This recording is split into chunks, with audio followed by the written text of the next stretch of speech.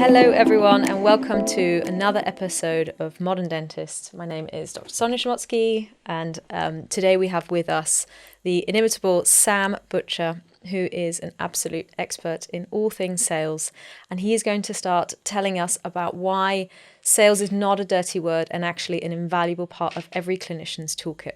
Hey Sam. It's great to be here. It's great to see you again. Likewise. I would love, before we start, for you to kick off and just tell the audience a little bit about you. Sure. Well, first, thank you for having me, and it's great to see you. So to tell you a little bit about me, I'm a sales guy through and through in a lot of ways. I'm a pharmacologist by training, and after leaving university, I went straight into pharmaceutical sales. I did a year of it.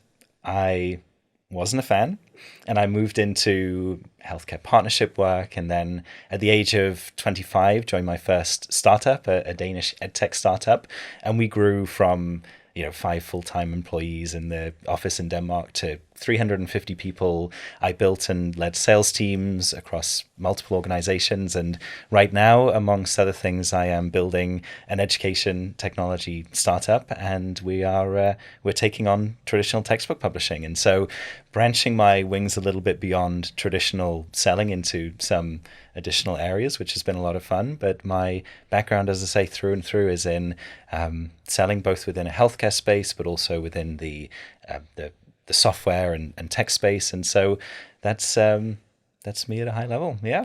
Amazing. So you're also a big part of the 32Co family, doing amazing things. And we're lucky to have had time with you on the team. So really, one thing I think to point out, and for people who can't see the video, Sam is not wearing a shiny pinstripe suit and a gold tooth and a gold signet ring.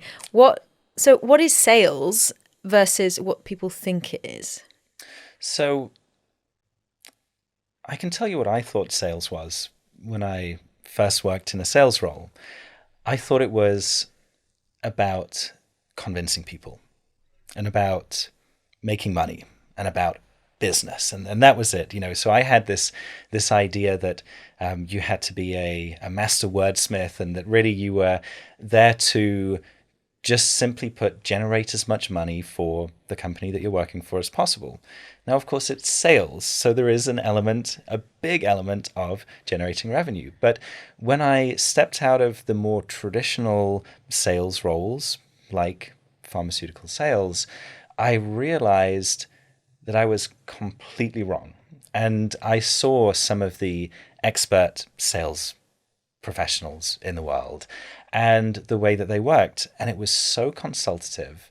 And I saw so many times them say, hey, what we have is not a good fit, and walk away, even recommend a competitor. And I thought, oh, hang on a second. Maybe I was wrong about sales. These people are doing a phenomenal job for themselves, for the companies that they're working for. They're providing a tremendous amount of value for these customers and prospects. And I realized at that point that really these are technical experts in that particular product or solution, that field, who happen to be great problem solvers. And so they're part diagnosticians, they are part product experts, they are also part expert navigators of companies and human relationships. And so really, what is a salesperson? It's a consultant who's able to help you solve a problem and to help understand whether or not they have something they can help you with. And really, it's as simple as that. And so, revelation for me early in my career that transformed the way that I thought about not just sales, but business in general. So for our eagle-eyed listeners who are clinicians, I think a couple of things that you said there might ring a bell. Diagnostician, problem solver, product experts. I think, although we're going to be talking about sales quite generally, kind of want to keep bringing it back to our clinicians and why actually selling might not be the dirty word that they think it is. So maybe we can start with why you think society values salespeople, because you talked about money and being paid loads. Salespeople are paid a lot. So why is that? Yeah, I was speechless when I first moved out and started working in the US when I realized how much salespeople could earn. And I didn't understand it at first, but then I realized that, well, these are people with this phenomenal skill set who are able to connect the solutions that they have with people who are looking to have that problem solved. And so in a world with so many people, you've built a solution, and if it's a good solution, there are going to be people out there that are really going to benefit from it and are going to be so appreciative of that solution, but they're going to need to know if it's right for them. They're going to need to have this awareness raised about it, and often they'll need help navigating the things that need to be navigated to get this thing in place and also set up correctly. And so if you think of a salesperson as part of the solution that your company offers, then you start to realize that, they're not just money generators, but they're actually a core fundamental part of the solution. And so why are salespeople valued so much? Well, because they are able to connect your solution with people that it can solve a problem for. That is a fundamental part of any business that is going to potentially make or break what you do. And so I think really that's it. But an important thing to add to that is that selling at a really expert level is not something that just comes naturally. It's not something that everybody has as a skill set or doesn't have as a skill set from birth. This idea of the sort of, the master communicator, it's not something that you are or aren't. It's a set of skills that you can build. It's a muscle or a set of muscles that you can grow. And so to be a great communicator, to be a great listener, to be a great problem solver, these are all things that not everybody has. But if you build that skill set, you are tremendously valuable, not just in sales, but actually in a lot of different roles. And so, well, you've got to compete for these really, really talented people. Such a powerful way to describe what for a lot of people feels like a murky world out there, and simplifying it down to, well, look, there are lots of people who have built businesses to try and solve problems and want to make some money doing that. The salespeople are the connection to the people who are going to buy it, and that is the same whether you're running a tiny bakery or a massive multi-billion-dollar corporate. Is that you're trying to solve someone's problem.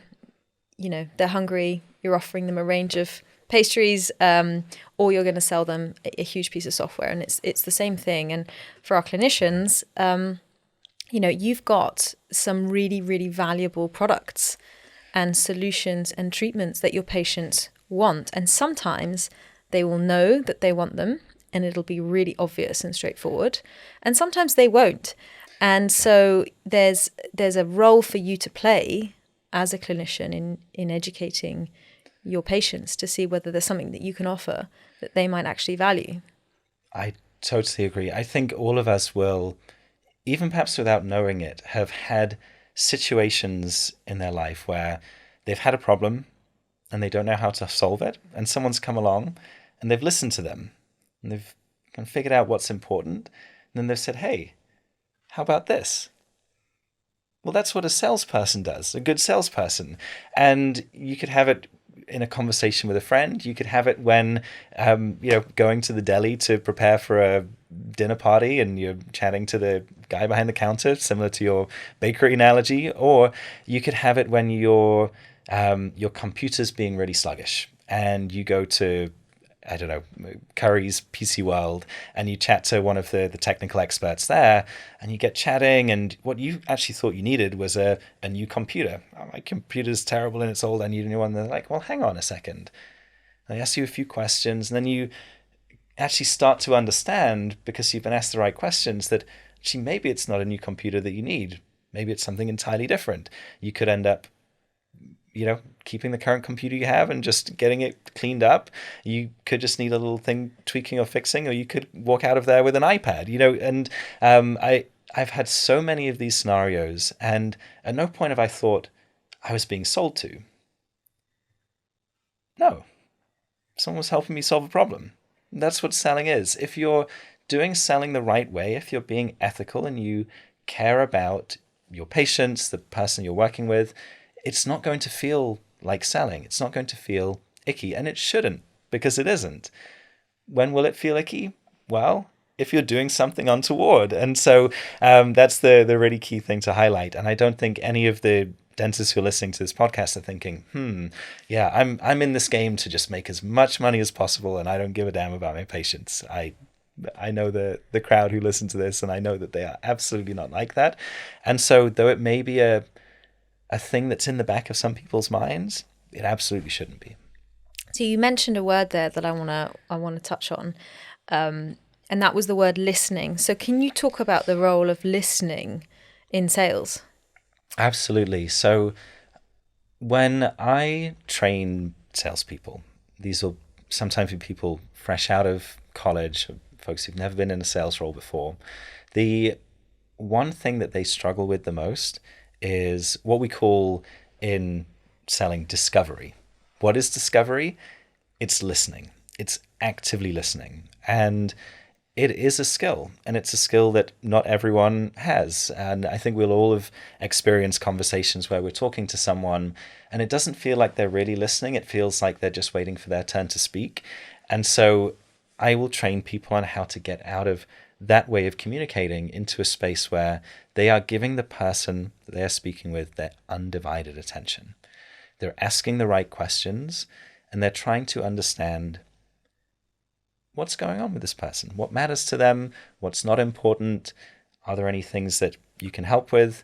And that is just about the most important, the most fundamental skill, and I think the most important first skill to work on when you are selling. And so let's say, for example, you're talking to a patient about clear aligners. You could ask them a question: how do you feel about your smile? Okay, great. Open question. It's going to get them talking about, truly how they feel. Or maybe not. Do you necessarily always feel comfortable talking about such things right off the bat? Well, some people might. A lot of people wouldn't. If my dentist said that to me, I'd be caught a little bit off guard. If they'd warmed things up a little bit, had a normal, friendly conversation with me, I might actually feel a little bit different about that. I might feel more comfortable and able to open up. And that's part of developing a real listening skill set. It's making someone feel comfortable, able to talk, and then giving them your undivided attention. And without that, it's quite difficult to really have a meaningful conversation with someone. And so, if there's one thing to take away from this, one thing to focus on, it really would be listening. Sam, I've seen you at work, and I think one of the things that is very striking is that you deeply, deeply care about the other person in front of you or at the end of the phone.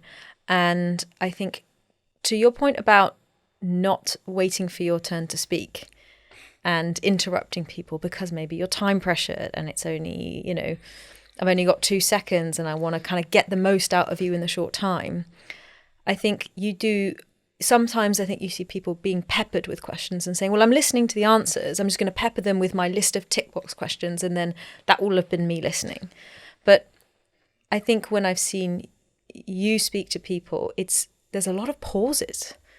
There's a lot Yes. of almost awkward pauses where you give people the space to really, really think about their answer, and you're not rushing them, and they are divulging more the more they're given space to think about how they feel. Absolutely. There's a rule that I used when I first started out in the space that I teach everyone to use, which is the 3-second rule. And really the way that it works is very, very simple.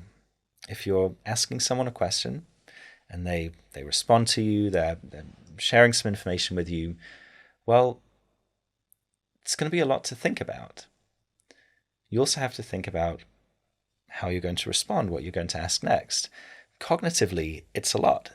And so I tell everyone, give yourself 3 seconds after the person's finished speaking, so that at that point, with that time, you can figure out how to respond, what you think, how you feel about that, what you might suggest or offer or follow up with.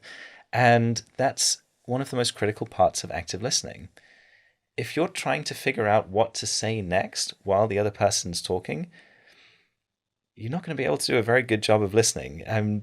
None of us are particularly good multitaskers, let's be honest. If you're cognitively trying to balance two fairly complex things, number one, giving your full attention to someone and processing what they have to say, number two, thinking about how to respond to that, it's too much. You might only get half of what you otherwise could. And so by giving yourself 3 seconds, you actually give yourself time to think through what they've said and how to respond. And the result is you can have a much more meaningful conversation. And we're all very good at picking up on these cues. And so it will be noticed. And the person that you're talking to is going to notice that you've actually waited for them to finish talking. You've thought about it, and you're going to build so much trust because they're going to know that you are listening to what they have to say. And that is one of the quickest and easiest ways to build a strong relationship in a conversation. And so, yeah, the 3-second rule.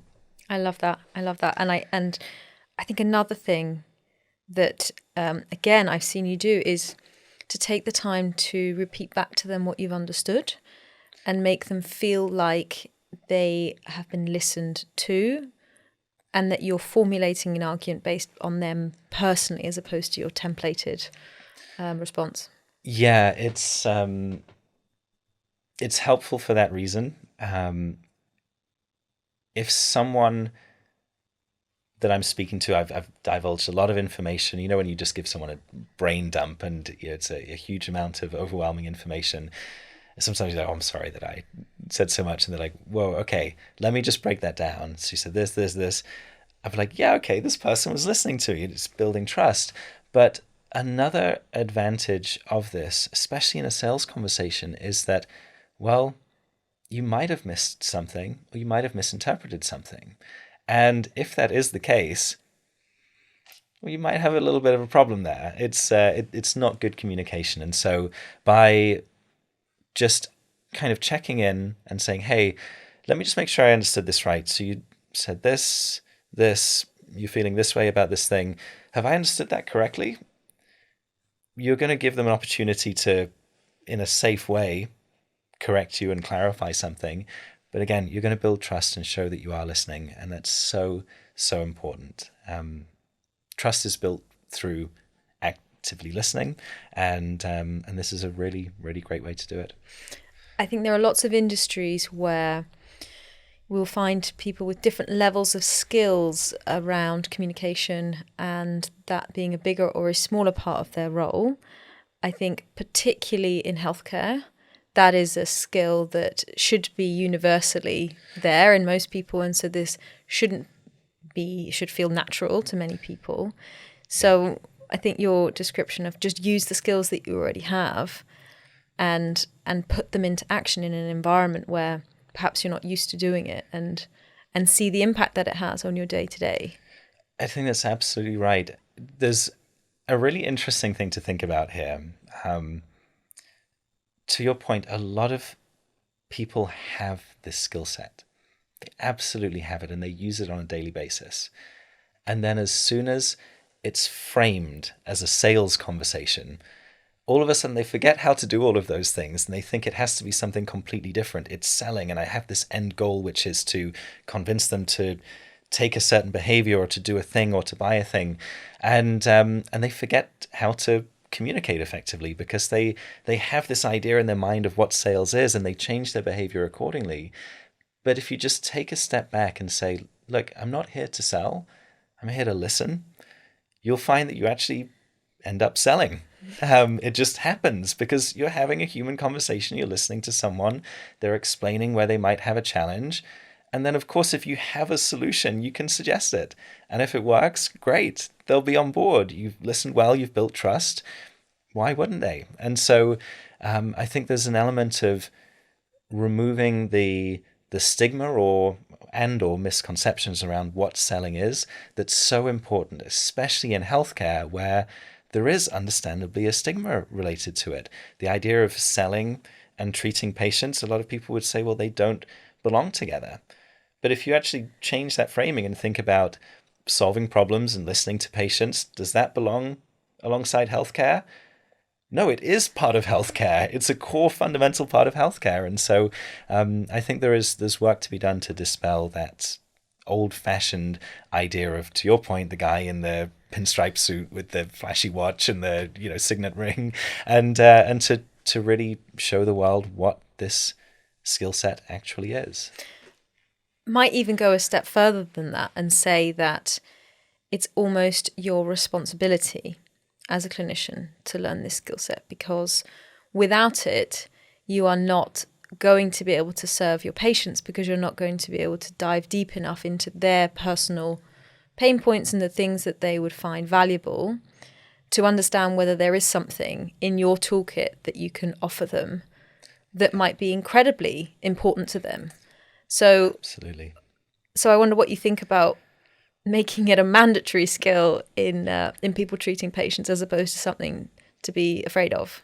Yeah, I think absolutely. To that point, it's a set of human skills, and it's the way in which they're pieced together that people don't necessarily think about all that much, but that is sales that is worth actually spending some time to work on.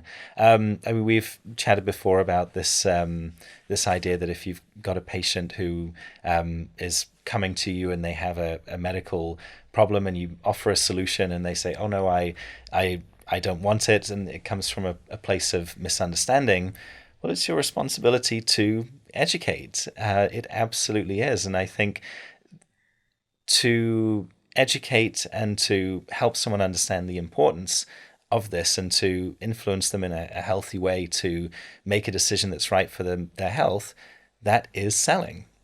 It absolutely is selling. There's no question. And so making it a mandatory part of training and upskilling, I think makes a hell of a lot of sense. The terminology doesn't matter, but the application of that skill set really, really does. 100% agree with that. So who are the winners and losers in good sales? It's a great question. So you'll sometimes hear people talking about selling as a zero-sum game. The more I gain, the more the other person loses. The reality is that is utter nonsense. The people who win when you sell well are all of the parties who are involved. If you offer a solution that works well for someone and they take you up on it, they win and you win. And it is as simple as that. When people don't win is when someone lies or is deceitful in some way. And again, this is just common sense. If you're not doing those things, everybody wins. And really, that's all there is to it. So similar to working in partnerships, there's this idea of 1 + 1 = 4. It's like, if you put these two things together, it's greater than the sum of the parts. And I think you can apply the same principle in selling and in healthcare. If you offer a solution that helps your patient, everyone who's involved in that benefits as a result if you found a solution that works. So with all of that in mind, I think we've talked a lot about good selling, and I think I've got a good picture now of what that looks like. So let's talk about bad selling. What does that look like? Okay, so there are plenty of examples out there. Anyone who's watched The Wolf of Wall Street will know. They will have seen it. But there are some really simple examples that I think most people will have come across in their day-to-day life. And so an example that is quite an interesting one, it's maybe a little bit of a spicy take, is, have you ever experienced walking down the street and someone from a charity jumps in front of you and stops you and asks you for a minute to chat. Definitely. Okay. I've had that too. So many times that I've lost count. Right there is, I think, an example of poor selling. Now, I want to focus here on the techniques being used. They are not particularly effective for a number of different reasons. So let's think about it from the get-go. First thing that happens, you are stopped and interrupted in your day-to-day. You're caught off guard. It's going to put you on the back foot. It's going to make you feel a little bit awkward. And then what happens? You enter a high-pressure situation where someone is giving you, well, really, you're giving them a limited amount of time, and they are trying to, often it feels like, kind of trap you in a little bit of a corner where it feels like, you can't easily navigate your way out of it. You feel like you're having to make a decision with very limited time. You feel pressured. And as a result, you might make a decision not based on whether or not it's right for you and what you want, but because you want to escape that situation. Well, that's going to have a lot of negative knock-on effects. And so let's think about what happens as a result. Well, first things first, you might have signed up to a cause that actually you'd rather have spent that money on another cause, but you weren't given enough time to really think about and evaluate that decision. Okay, so there's a negative personal impact factor. Another one, let's think about it from the perspective of the business, the charity in this case, and the person doing this selling. Well, is that going to be sustainable, recurring donations? Probably not. I think that person who's been pressured and didn't really feel like they wanted to do that is probably going to cancel that direct debit, and understandably. But you also see the stories that come out on the news about the questionable tactics, of some of these types of organizations, and it has a knock-on negative impact on the image of the organization as well, which can result in lots of additional challenges. And so right there, what you have is just a set of techniques that aren't good sales techniques that, as a result, actually do cause harm in quite a few different areas. And to be very clear, that's not to criticize charities for the brilliant work that they do, but it's more of a call to say, you can do better. There are different approaches that you can adopt and train your teams to apply that will result in much more effective and positive results for everyone involved. And so though it was never my intention to come on here and to sort of stand on that hill, I would say there are changes that could be made that would result in a much more positive experience for everyone involved. I think so. I think, we've all had that experience, and you feel guilty as well. I think, Yeah. You talked a lot in the kind of how to do good selling bit about solving someone's pain point. And if it's not me caring deeply about the charity, which I might do, but it's, well, I just want to get away from this and I'll just sign anything that you want me to sign. That's not building a strong relationship, and that's not in the long run going to result in a good outcome. So why do people use these hard sell tactics? Why are they still in use? It's a really good question, and I think the straightforward answer to this is that a lot of these techniques have been used for forever, and just like any industry or sets of industries, you will have a spectrum of different levels of effectiveness of an organization or a unit within that business, company, organization. And so you will see in a lot of tech companies, a lot of modern businesses, that there are phenomenally effective teams within sales. But then on the other end of the spectrum, you'll have the old-fashioned approaches when people will say, well, if it ain't broke, why fix it? Yeah.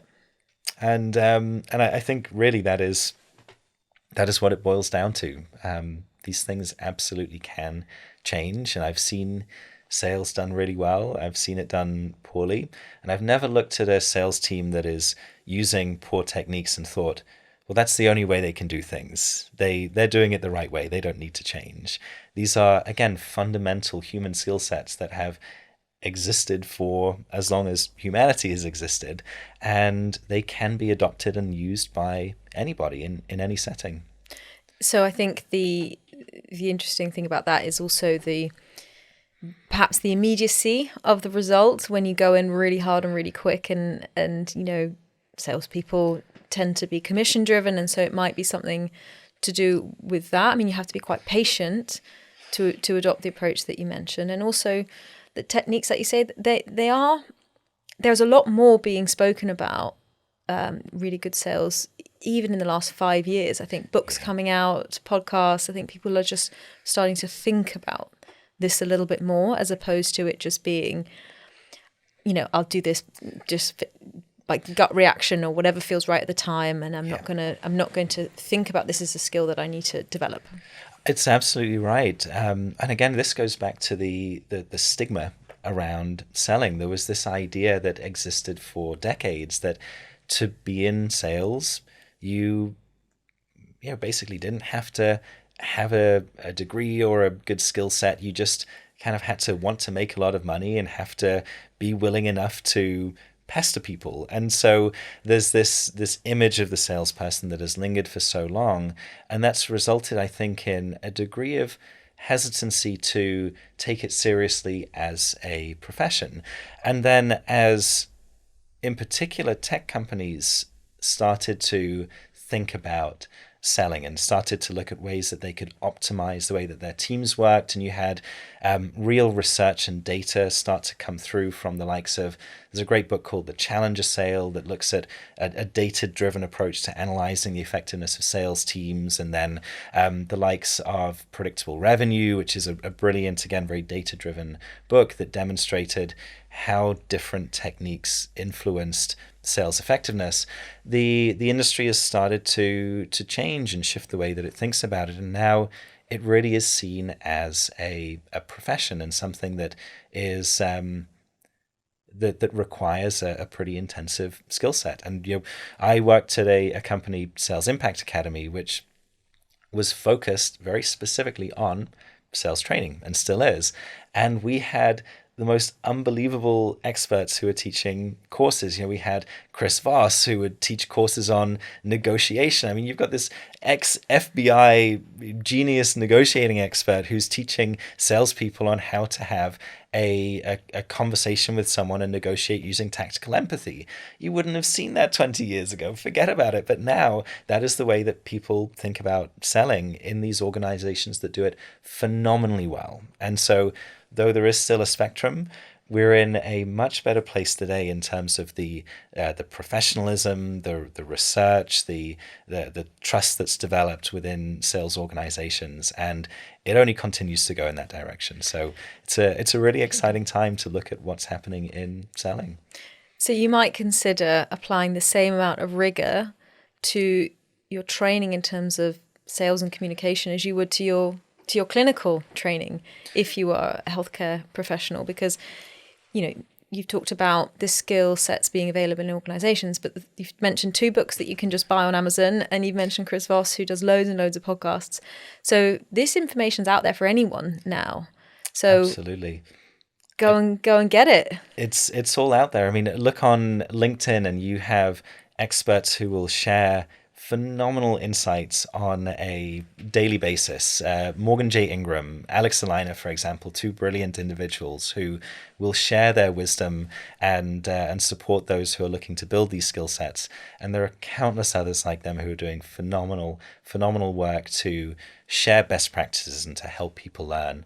And so yeah, I totally agree. I think they're incredibly important skill sets that everybody should be working on. Can I touch on a subject around knowledge asymmetry? Because you talked about as a person offering a service, you're going to be the expert in that.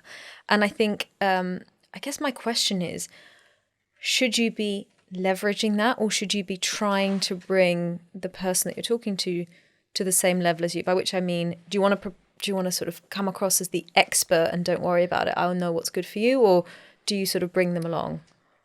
So very much the latter. And so this is, I think, actually a universal statement. This doesn't just apply to this scenario. I think that societally we're shifting towards a world where knowledge is readily available in one form or another. But there is a challenge in that with so much information, there is so much disinformation as well. And so as a qualified, well-trained expert, leave someone to just go out into the world where, particularly in healthcare, there's so much bizarre, baffling, and sometimes dangerous information online, and to trust that they, hey, they've got this. I'm going to let them go into the Wild West and figure things out for themselves. There's risk associated with that. And so, to your point, there are a couple of different approaches that you can take. Number one is to say, hey, don't worry about it. Trust me, I'm an expert. The other approach is to actually educate your patient and to explain to them the different things that they need to think about and the key considerations, and to help them make a truly informed decision. And there's no doubt in my mind that that's absolutely the way to go. There should be no scenario in which we should ever collectively think of ourselves as being a gatekeeper to information. I think I love that as a sentiment. You're not protecting the patient from anything if you hide it from them, because they'll try and get it somewhere else. I think that's a really interesting way of looking at it. I mean, I think the next time a plumber comes around to my house, I'm going to try and ask him to explain what he's doing to the boiler that justifies this enormous expense, because I think you get it in those sorts of industries quite a lot as well. So you've got a sole trader coming round, they're like, don't worry about it, it's going to be insert a huge number here, and you don't have anything to argue with because you're not a subject matter expert. So but that doesn't leave you feeling great. Absolutely. Oh no, I can think of so many examples where I've looked at different quotes for things. It could be moving house, or it could be fixing a boiler, whatever it may be. If I'm talking to someone and they give me a quote, I'm like, oh, that's fairly expensive. And they're not willing to kind of explain what's involved, talk me through things, give me, independent and open advice. I'm probably going to trust them less than someone else who charges me more and actually explains in detail and talks me through how things are. And I think that's quite natural. Other people may think differently, but for me, I'm going to go with the person that I trust to divulge information openly with me. I have that confidence and that peace of mind, and that's actually worth a hell of a lot to me. With all of this, we've given so much information and you've shared so much knowledge and wisdom, and this is something that we're very keen to share as we sort of think about what the next generation of clinicians can and should be doing in their practice. So I think people are always looking for a bit of a silver bullet, and even though there probably isn't one, what's sort of one thing that you think dentists or clinicians can be doing from next working day that will start to get them on the journey to improving this set of their skills? So here is my one recommendation. Have conversations with your patients. So, of course, in the context of what we're talking about here, it could be clear aligners, but this is applicable to just about anything. But let's use clear aligners as an example. Have an open conversation with one of your patients tomorrow about clear aligners. Don't set the goal of selling them, of convincing them of anything. It's not about that. Your goal is to have a really great conversation where you listen. And all of a sudden, what I think you'll find is that it doesn't feel awkward. It's a conversation. You're listening, you're learning. This person you're speaking to is feeling heard. They're appreciative. And once you've had one, have another. See how that goes. Before too long, you'll speak to a patient who actually has a problem that you can solve, and you can talk them through some potential different solutions and considerations. And before you know it, you're having really great sales conversations, but they don't feel like sales conversations. And that is my biggest piece of advice. You just have to go out and do it. Forget about the goal of selling. Just have those conversations. Talk to patients about teeth straightening, about clear aligners, about how they feel about their smile. If straightening something would clinically be very positive for them, talk about that. Just have that conversation. Use that 3-second rule. Sam, so many fantastic tips and tricks. We could probably talk about this for hours, but I just want to say thank you. Appreciate the time that you've given. And I know that our listeners are going to get a huge amount of value from this. It's my pleasure. Thank you for having me. Sam, for anyone who's got loads of value out of our discussion today, where can they find more about you? So you'll easily be able to find me on LinkedIn. There aren't that many Samuel Butchers out there. Or if you'd like to see what I'm spending most of my time on right now, go to blended-teaching.com and you'll see the latest thing that we're working on.